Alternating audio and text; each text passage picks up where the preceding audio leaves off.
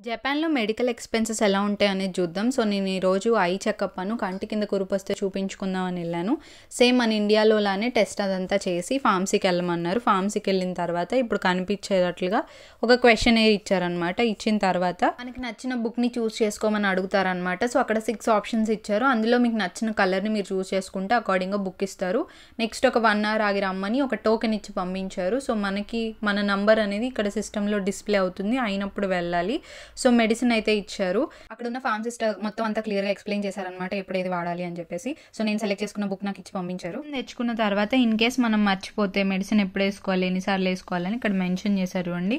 ఇచ్చిన చియోంకాయని మిగి మేని తెంగాన్ చిత్తే కుదాసాయి అంటే ఒక రోజులో 4 సార్లు వేసుకోవాలి. రైట్ ఐలో నాకు రైట్ ఐలో ఇన్ఫెక్షన్ ఉంది. సో, అక్కడ ఐ డ్రాప్స్ వేసుకోవాలని చెప్పారనమాట. సో, నెక్స్ట్ వచ్చేసి ఒక పేపర్ లాంటిది ఇస్తారు. ఇందులో ఏంటంటే మనం తెచ్చుకున్న మెడిసిన్ ఏంటి, ఎప్పుడెప్పుడు వేసుకోవాలి, వాటి వల్ల యూజ్ ఏంటి, ఈ మెడిసిన్ మనల్ని ఏం చేస్తుంది, తర్వాత వాటి సైడ్ ఎఫెక్ట్స్ ఏంటి అనేది డీటెయిల్డ్గా ఎక్స్ప్లెయిన్ చేశారనమాట. ఇంకా నెక్స్ట్ వచ్చేసి ఈ కార్డు ఇది వచ్చేసి ఏంటంటే సేమ్ హాస్పిటల్కి మనం సెకండ్ టైం విజిట్కి వెళ్ళినప్పుడు ఇక్కడ క్యూఆర్ ఇచ్చారు కదా, దాన్ని స్కాన్ చేస్తే వాళ్ళకి డీటెయిల్స్ అన్నీ వచ్చేస్తాయి. దాని అకార్డింగ్గా వీళ్ళు చెప్తారనమాట, చూస్తారనమాట.